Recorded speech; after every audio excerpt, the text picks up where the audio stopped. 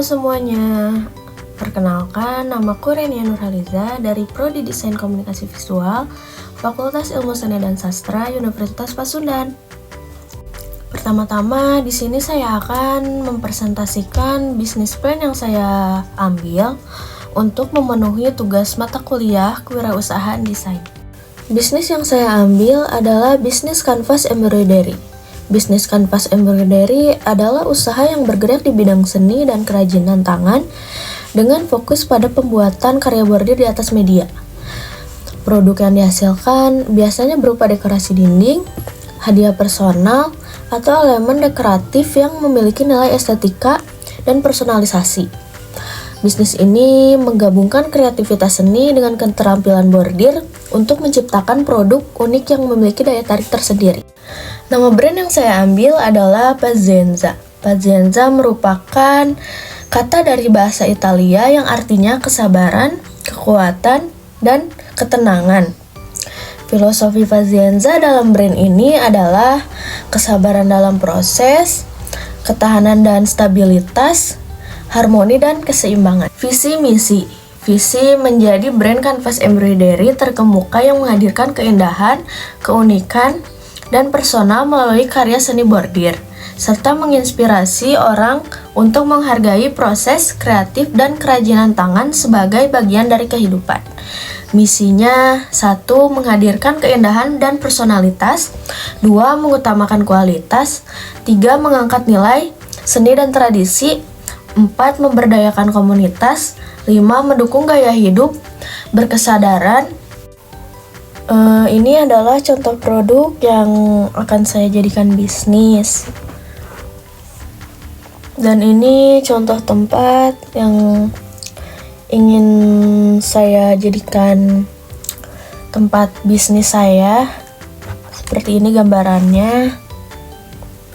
Kita lanjut, ada analisis industri. Ke-1, tren dan permintaan pasar. Konsumen semakin menyukai produk yang unik dan personal. Kanvas embroidery yang menawarkan desain custom seperti gambar yang tentu semakin banyak diminati. Menawarkan layanan kustomisasi untuk hadiah pernikahan, ulang tahun, atau dekorasi rumah dapat menjadi nilai tambah. Banyak orang mencari dekorasi rumah artistik dan bernilai seni. Sulaman kanvas menjadi alternatif yang menarik dibandingkan lukisan atau poster.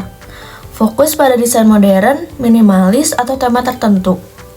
Konsumen di segmen ini mencakup kalangan remaja hingga dewasa. Yang kedua, ada analisis permintaan pasar. Target pasar, yang ke-1 pencinta seni dan dekorasi rumah, yang kedua pasar hadiah, yang ketiga komunitas kreatif dan DIY, yang keempat pasar internasional. Di analisis permintaan pasar ini ada juga perilaku konsumen. Yang ke-1 meningkatnya belanja online, yang kedua visual dan storytelling, yang ketiga kesadaran harga. Ketiga, ada segmentasi konsumen. Segmen yang dituju adalah anak muda, remaja, dan dewasa yang memiliki minat pada seni dan estetika. Selain itu juga pecinta seni menghargai karya seni unik untuk dekorasi rumah atau koleksi dan lebih menghargai seni buatan tangan dan personalisasi. Yang keempat, tantangan industri. Yang ke-1, waktu produksi yang panjang. Kedua, persaingan dengan produk massal. Ketiga, kesadaran konsumen rendah. Keempat, biaya produksi dan bahan. Kelima, ketergantungan pada tren. Yang keenam, sulitnya ekspansi internasional. Yang kelima, ada peluang di kanvas embroidery. Permintaan dekorasi unik dan personal, tren hadiah custom, pasar DIY, dukungan terhadap produksi lokal, potensi ekspor, dan konten digital dan media sosial. Deskripsi usaha. Kanvas embroidery adalah bisnis yang bergerak di bidang seni dan kerajinan tangan dengan menghasilkan produk sulaman pada media kanvas. Produk ini menawarkan nilai estetika, keunikan, dan personalisasi yang dapat digunakan untuk berbagai keperluan seperti dekorasi rumah, hadiah, atau koleksi seni. Usaha ini menggabungkan kreativitas dan keterampilan sulam untuk menciptakan karya seni yang eksklusif selain produk jadi. Usaha ini juga dapat menawarkan layanan, kustomisasi, desain sesuai permintaan pelanggan, atau menyediakan paket DIY kits untuk konsumen yang ingin membuat sulaman sendiri. Ada rencana pemasaran. Deskripsi dari rencana pemasaran yang akan saya jalani adalah ke-1, segmentasi dan target pasar, kedua, strategi produk, ketiga, strategi harga, keempat, saluran distribusi, kelima, strategi promosi, dan keenam, branding.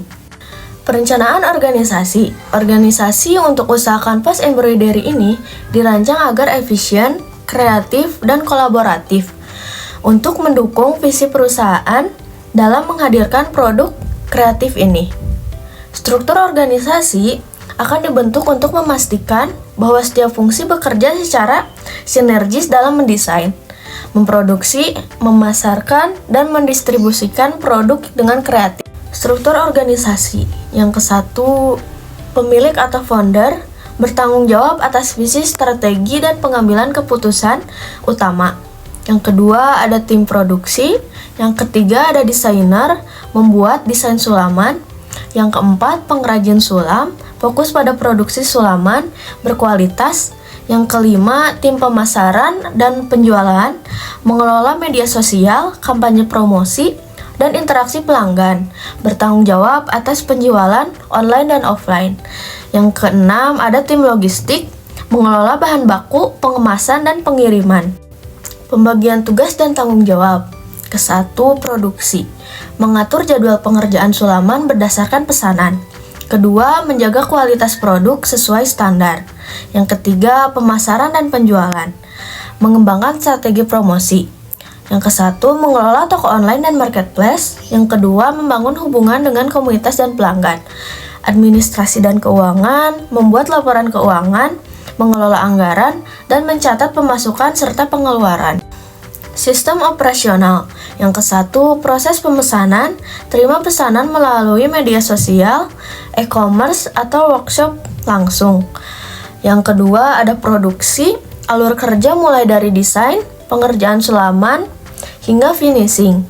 Yang ketiga, ada logistik, pastikan ketersediaan bahan baku, kirim produk dengan kemasan aman dan menarik. Resiko. Yang ke-1, ada risiko operasional, kedua, risiko keuangan, ketiga, risiko pasar, keempat, risiko teknologi dan distribusi, yang kelima, risiko personalia. Rencana keuangannya, ke-1, biaya awal atau modal awal, kedua, biaya operasional bulanan, ketiga, pendapatan, keempat, proyeksi laba rugi, yang kelima, target balik modal. Sekian dari saya. Jika ada perkataan yang salah, mohon dimaafkan. Terima kasih.